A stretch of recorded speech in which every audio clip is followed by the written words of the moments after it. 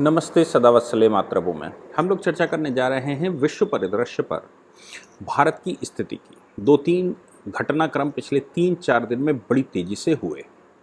एक तो ये आया कि एस जयशंकर इस समय कहा जा रहा है कि पूरे विश्व के सर्वश्रेष्ठ विदेश मंत्री हैं। ऐसा भारतीय समाज ने पूरे विश्व में, और विश्व के जो बड़े पॉलिटिशियन हैं, जो विदेश मामलों के जानकार हैं, उनका कहना है कि एस जयशंकर की जो डिप्लोमेटिक पॉलिसी है वो भारत को सर्वश्रेष्ठ, यानी कि भारत की आज की स्थिति जो स्ट्रांग भारत है उसको और दम देती है, और वो सर्वश्रेष्ठ विदेश मंत्री के नाते काम कर रहे हैं। उन्होंने पिछले 10 दिन में 50 से ऊपर बैठकें की, उसमें 40 इंडिविजुअल हैं, 10 तीन पक्षी, द्विपक्षीय, 4 पक्षी, बहुपक्षीय ऐसी बैठकें हैं। और इसके अतिरिक्त भारतीय समुदाय को बिल्कुल उसी अंदाज में जैसे नरेंद्र भाई मोदी संबोधित करते हैं, हालांकि वो प्रभाव तो नहीं आ सकता जो मोदी जी में है, लेकिन उन्होंने विदेशों में हमारे लोग रहते हैं उनको बड़ा अच्छा संबोधन किया। दूसरा ये आया कि IAEA में चाइना कुछ लेकर आ रहा था ऑस्ट्रेलिया को आयुध सप्लाई को लेकर, उसको भारत ने नेस्तनाबूद कर दिया। तीसरी विषय यह आया कि रूस ने लगभग 25% हिस्से या 20% मान लीजिए, 20% हिस्से पर जो कल तक यूक्रेन के कब्जे में था उसको रूसी हिस्सा घोषित कर दिया, और उसके साथ उन्होंने जो घोषणा करते समय बयान दिया उसमें भारत का जिक्र किया। हालांकि भारत का जिक्र किस योग्य है मैं अभी उस पर चर्चा करूंगा। चौथी बात जो इस समय हुई वो ये हुआ कि UNO के अंदर सिक्योरिटी काउंसिल में निंदा प्रस्ताव अमेरिका ने रखा। उसमें भारत सहित 4 देश एब्सेंट रहे। वीटो पावर का इस्तेमाल नो डाउट रशिया को करना ही था, सो उन्होंने किया। और इसके अतिरिक्त भारत की UNSC में जो सदस्यता को लेकर, परमानेंट सीट को लेकर जो मुहिम है वो और तेज हो गई। और दूसरी तरफ भारत जो रशिया और अमेरिका दोनों के बीच में है, और उसने दोनों को कैसे खुश किया, ये समझने की और देखने की बात है कि भाई दोनों को कैसे खुश किया जा सकता है कि वो अमेरिका को भी खुश कर दे और रशिया को भी खुश कर दे, लेकिन वो माजरे अलग अलग हैं। और इसके अतिरिक्त अमेरिका को वो आड़े हाथों भी ले ले पाकिस्तान के मामले, F-16 के मामले में। ये सारा घटनाक्रम पिछले 3-4 दिन में हुआ। उस पूरे घटनाक्रम पर आज हम लोग विस्तार से चर्चा करने वाले हैं। एक बात और मैं आपको आग्रह करना चाहता हूँ कि जिन लोगों को भी ये लगता है, बहुत लोग लिखते हैं कि आप बहुत लंबा खींच देते हैं, बहुत लोग लिखते हैं कि आप फालतू की बातें बहुत करते हैं, बहुत लोग ये भी लिखते हैं कि आप विषय पर तुरंत आ जाइए। देखिए, एक बात समझ लीजिए कि न तो हम कोई यूट्यूबर हैं कि यूट्यूब पर चलते हों, ना ही हम आपको सुनाना चाहते हैं। मेरी बात मैं इसलिए वो प्रकरण और इधर उधर के डालता हूँ कि जो स्टूडेंट्स हैं, जो विश्व पटल पर अभी कदम रख रहे हैं, जो भारतीय राजनीति को समझने की कोशिश कर रहे हैं, जो भारत को समझने की कोशिश कर रहे हैं, और जिनका भविष्य भारत में UPSC में है, जुडिशल सर्विसेज में है, वो लोग मानसिक रूप से तैयार हो सकें और उनका एक मत बन सके, वो भारत को अच्छे से समझ सकें, भारत की कानूनों को, भारत के विदेश मामलों को। इसलिए मैं जनरली 3 विषयों पर चर्चा करता हूँ। एक तो ये है कि जुडिशरी में जो समसामयिक विषय ऐसे आते हैं जो जन सामान्य को प्रभावित करते हैं, उन पर मैं चर्चा करता हूँ। दूसरा, विदेश में यानी कि विश्व विभाग में जो गतिविधि चल रही होती है, विश्व पटल पर जो गतिविधि चल रही होती है, और उसमें भारत का जो कोरिलेशन है उस पर मैं चर्चा करता हूँ। तीसरा विषय जो मेरे बहुत इंटरेस्ट का है वो है भारत में क्या चल रहा है और क्या होना चाहिए, उसका ऐतिहासिक पृष्ठभूमि क्या है और उसका प्रेजेंट सिनेरियो क्या है, और भविष्य कैसे बनेगा, क्या करना चाहिए, समाज को क्या करना चाहिए। ये 3 विषय मेरे बहुत महत्वपूर्ण, या मैं कहूँ ये मेरे फेवरेट विषय हैं। इन विषयों को मैं स्टूडेंट के लिए देता हूँ, इसलिए ये संभव है। मैं एनालिटिक्स एक दिन देख रहा था यूट्यूब की, तो उस एनालिटिक्स में ये दिखाया जा रहा था कि 35 वर्ष से आयु के ऊपर वाले हमारे जो व्यूअर्स हैं वो लगभग 80% हैं। कारण उसका रहा होगा क्योंकि उनको वो गहराई, वो चीज़ें समझ सकते हैं जो उनको समझना है और उनको वो चाहिए। इसके अलावा 25 वर्ष से 35 वर्ष की आयु का मोस्टली स्टूडेंट है, 25 वर्ष से नीचे का व्यूअर हमारे पास नहीं है। दुर्भाग्य है, या मैं कहूँ कि मैं उनके लिए बना नहीं हूँ, या मैं कहूँ कि जो अपनी स्ट्रैटेजी रहती है वो स्ट्रैटेजी करंट सिनेरियो की, वर्ल्ड लेवल की रहती है, उस पर हम लोग चर्चा करते हैं। उसमें कुछ ऐसे घटनाओं का जिक्र मैं करता हूँ जो घटनाएं समाज के जानने के लिए आवश्यक हो। आपको नहीं अच्छा लगता तो आप थोड़ा तेज हाई स्पीड में चला लीजिए, और नहीं अच्छा लगता तो थोड़ा क्विट कर करके चला लीजिए, और लोग चलाते ही होंगे, लेकिन आप मुझे रोकिए नहीं, क्योंकि उससे जो 80% व्यूअर पूरा देखता है उसका नुकसान होता है। मैं समझूं कि उसका नुकसान होता है, या मैं कहूं कि वो लिखता है इस विषय पर। आप पूरा लेक्चर रिकॉर्ड करिए, लेक्चर जल्दी समाप्त हो जाता है। ऐसे लिखने वालों की तादाद भी बहुत ज़्यादा है जो ये कहते हैं कि आप डिटेल्ड में दीजिए। खैर, हम लोग वापस विषय पर आ जाते हैं। विषय ये है कि रशिया ने यूक्रेन के कब्जे वाले हिस्से, जो यूक्रेन के कब्जे में थे कुछ समय पहले तक, डोनेस्क, लुहांस, जापोरिजिया और खेरसान पर पूर्ण रूप से सर्वे करवाया, प्लीबिसाइड करवाया, और प्लीबिसाइड करवाने के बाद उन्होंने घोषणा की अब ये रूस के हिस्से हैं। साथ में उन्होंने अपने पूर्व के शासकों, पूर्व के जो पदाधिकारी थे या पूर्व के जो सरकारें थीं, उनको भी कटघरे में खड़ा किया। उन्होंने कहा कि भाई उन पूर्व की जो सरकारें थी उन्होंने सही से न्याय नहीं किया, उनको न्याय सही से करना चाहिए था। इसलिए उनको न्याय सही से करना चाहिए था, उनको देश की स्थिति, समसामयिक स्थिति, सामरिक स्थिति को भी ध्यान में रखना चाहिए था, लेकिन उन्होंने वो नहीं किया, ये गलत है। और उन्होंने कहा कि रशिया का विभाजन होते समय जो चीज़ें ध्यान रखनी चाहिए वो नहीं रखी गई, इसलिए हमको समस्याओं का सामना करना पड़ता है। मैं उन गलतियों को दोहराने नहीं दूंगा और उनको सही करूंगा। साथ में उन्होंने कहा कि ये हिस्सा अब इनके रहने वाले लोग, यहाँ के जो नागरिक हैं, यहाँ की जो संपत्ति है, यहाँ जो नुकसान हुआ है, इन क्षेत्रों में जो भी है वो अब रशिया, चूँकि रूस का हिस्सा है, इसलिए रूस उस पर पूरी कार्रवाई करेगा।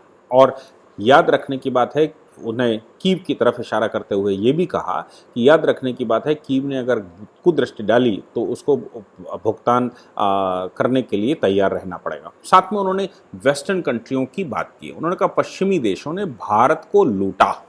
आप समझ लीजिए, भारत का इतना बड़ा महत्व आज तक मुझे नहीं लगता कि विश्व के किसी लीडर ने दिया हो, कि भारत इतना अच्छा, इतना समृद्ध, इतना सांस्कृतिक रूप से स्ट्रांग कंट्री, और उस कंट्री को भी पश्चिम ने लूटा हो, पश्चिम लूट रहा हो, ऐसा उन्होंने घोषणा की। उन्होंने कहा पश्चिमी देशों ने अपनी पॉलिसी के माध्यम से भारत को लूटा। मैं मानकर चलता हूं वो ये कहना चाहते थे कि नरेंद्र मोदी जी की सरकार आने से पहले तक पश्चिमी देश भारत को लूटते ही रहे और भारत को का दुरुपयोग करते रहे, लेकिन मोदी जी के आने के बाद सिनेरियो उल्टा हो गया। ऐसा कभी होता था कि लोग, भारत में बहुत सारे राइटर्स लिखते थे कि भारत में जो फिनेंस मिनिस्टर होता था वो भी अमेरिका की पसंद का होता था, भारत की पॉलिसी अमेरिका के पसंद की होती थी, भारत में कॉन्ट्रैक्ट अमेरिका के पसंद के होते थे, भारत में टूथपेस्ट भी अमेरिका के पसंद के बेचे जाते थे, और अमेरिका ना हो गया वो भगवान का कोई घर हो गया, ऐसा मानकर भारत की सरकारें और ब्रिटेन और यूरोप और अमेरिका की तरफ इतना ज़्यादा झुकाव पूर्व की सरकारों का था कि वो उनके हाथों में कुछ भी करने को तैयार थे। ये नेहरू की पॉलिसी थी आज़ादी के बाद भी, कि नेहरू उनके मातहत ही रह गए। हालांकि रशिया के साथ भी उनके अच्छे संबंध थे, लेकिन फिर भी ये कहना कि पश्चिमी देशों ने भारत को लूटा, पश्चिमी देशों में भारत को लूटने में वो भी आ सकता है कि 300 वर्षों तक पश्चिमी देशों की उपस्थिति रही।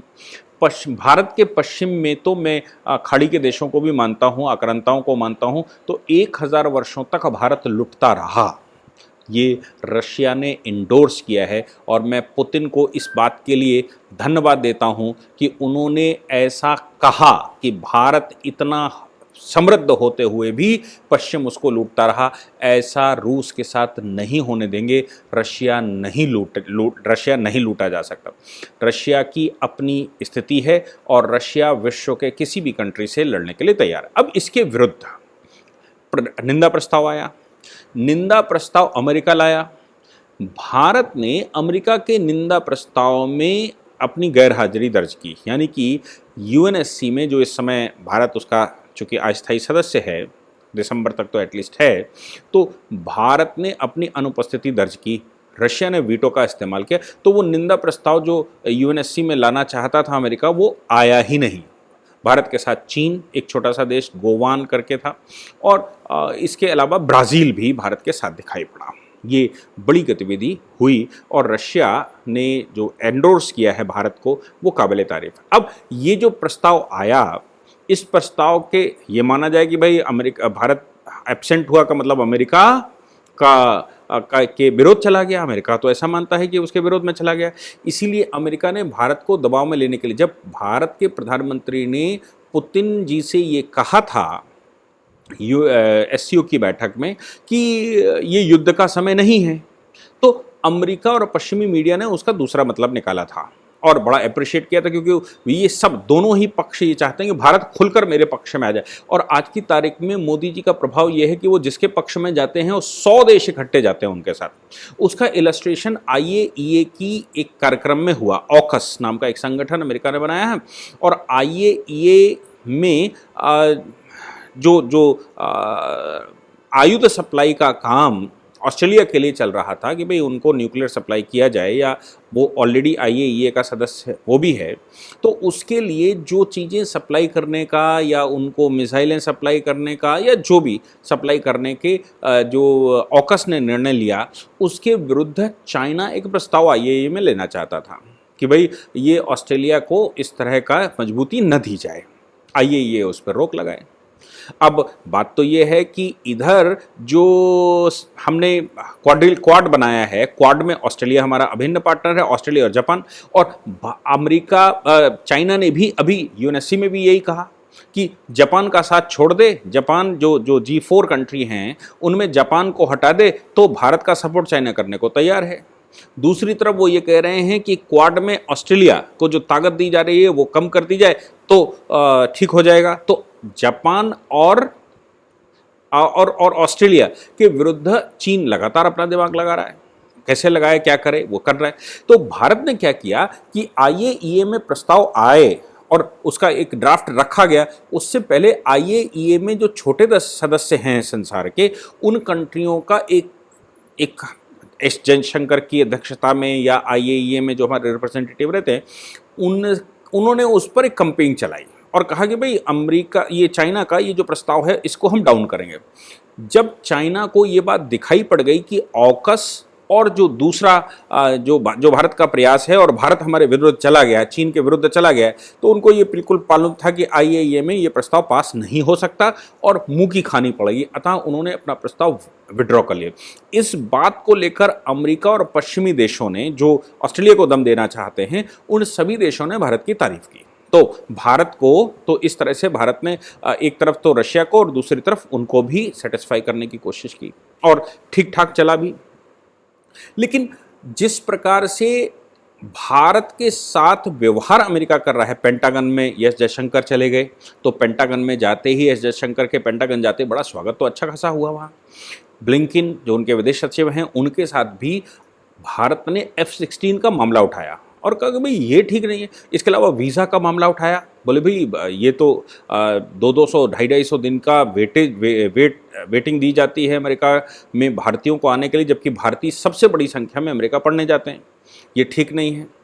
F-16 के मामले में भारत के विदेश मंत्री ने एक पब्लिक मीटिंग में, एक इंटरव्यू में ये कह दिया कि अमेरिका भारत को बेवकूफ़ समझता है और F-16 उनको दे रहा है, जो कि एक लड़ाकू विमान है, आधुनिक लड़ाकू विमान है। तो F-16 देना, उसके अलावा और आतंकवाद के विरुद्ध लड़ाई के नाम से उनको एक पैकेज दे देना पाकिस्तान को, ये भारत के हित में नहीं है। ये अमेरिका को सोचना पड़ेगा कि उसको पाकिस्तान की इस तरह की मदद करके मिला क्या, और अमेरिका क्या कर रहा है।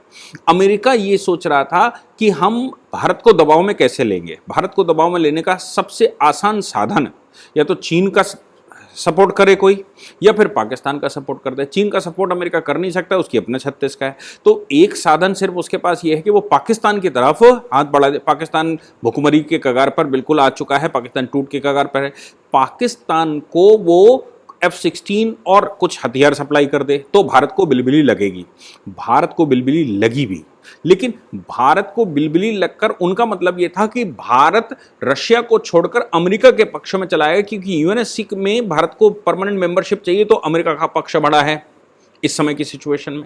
और दूसरी बात यह भी है कि अमेरिका बहुत सारे कंट्रियों को इन्फ्लुएंस में ले सकता है यूएनजीए में, और ऐसी सिचुएशन में अमेरिका के पास वीटो भी है, तो फिर और रशिया तो परंपरागत दोस्त उसका है ही है, तो अमेरिका को वो अगर भारत साधना चाहेगा तो फिर वो रशिया से थोड़ी दूरी बनाएगा। लेकिन जो प्रस्ताव यूएनएससी में निंदा प्रस्ताव अमेरिका लाया था, इन सब के बावजूद भारत ने वहां से एब्सेंट रहना पसंद किया, वो अमेरिका के पक्ष में खड़ा नहीं हुआ, क्योंकि उसकी हमारी अपनी विदेश पॉलिसी है। हम उस पॉलिसी के तहत सबका साथ सबका विकास, तुष्टिकरण किसी का नहीं, ना रशिया का ना अमेरिका का, और अंदर से हम किसके साथ हैं और हमारे लिए राष्ट्र प्रथम में क्या कौन अच्छा सहयोगी बन सकता है, वो हमारी पॉलिसी सीधी साफ सुथरी है।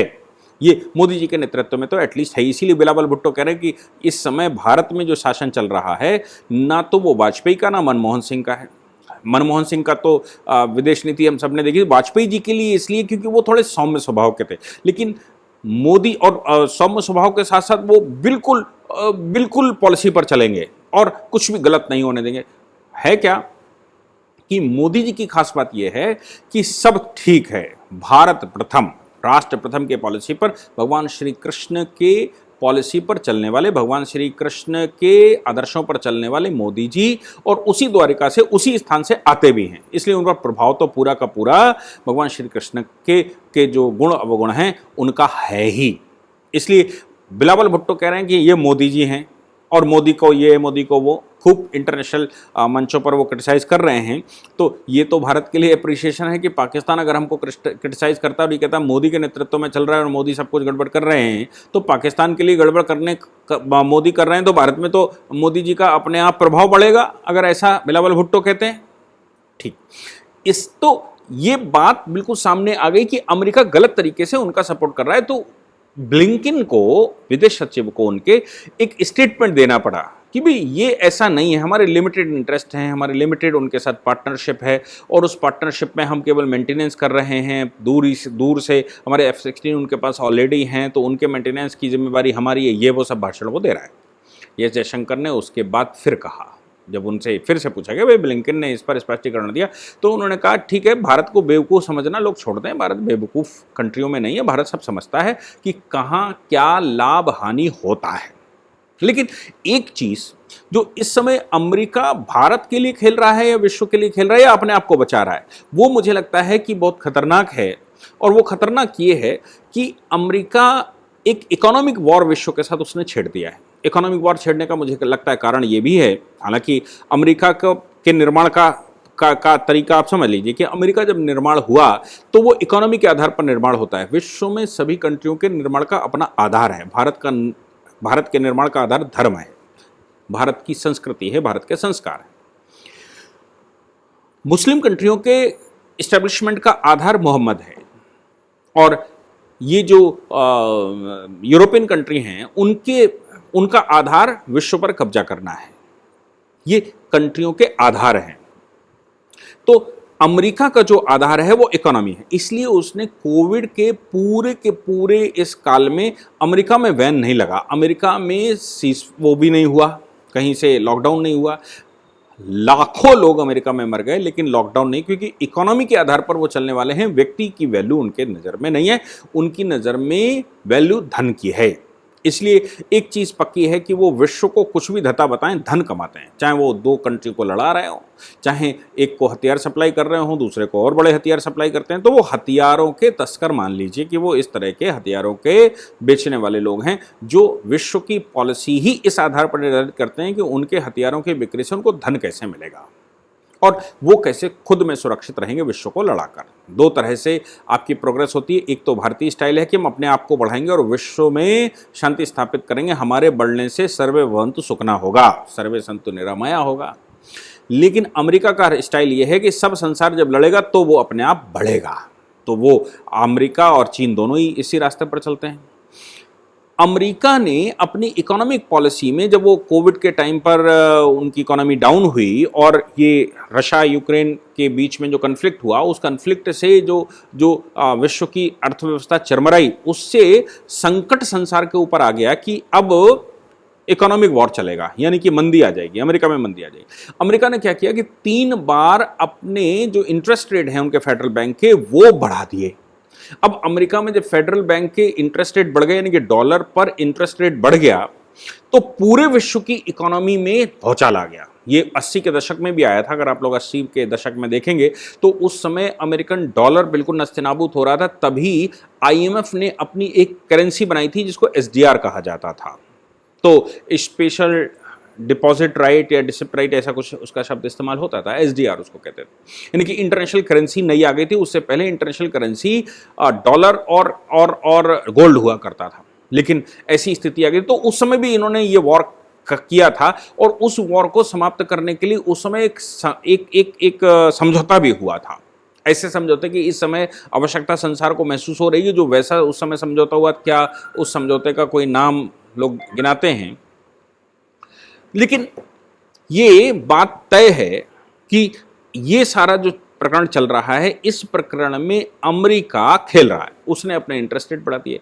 इंटरेस्ट रेट बढ़ा दिए यानी कि अब डॉलर की वापसी उस तरफ होने लगी। लेकिन इसका परिणाम, लोग, कंट्रियों ने अपने डॉलर बेचने शुरू कर दिए। फॉरेन करेंसी की उनके पास कमी आ जाएगी। डॉलर बेचने, जापान जैसे कंट्री ने भी अपने डॉलर बेचने शुरू कर दिए वापस अमेरिका के पास। और अमेरिका के पास डॉलर जैसे ही बढ़ेगा तो उनकी करेंसी इकोनॉमी बिल्कुल ठीक ठाक आ जाएगी, उनके बैंकों में पैसा वापस आ जाएगा।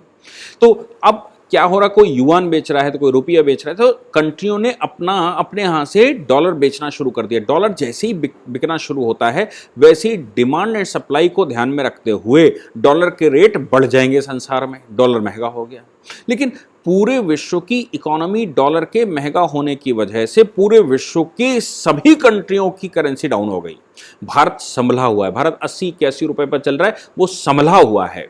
आप समझ लीजिए कि कभी जो यूरो है, यूरो जब डॉलर 60 रुपए का हुआ करता था, 50, 55, 60 रुपए का होता था, तब यूरो 90 रुपए का होता था।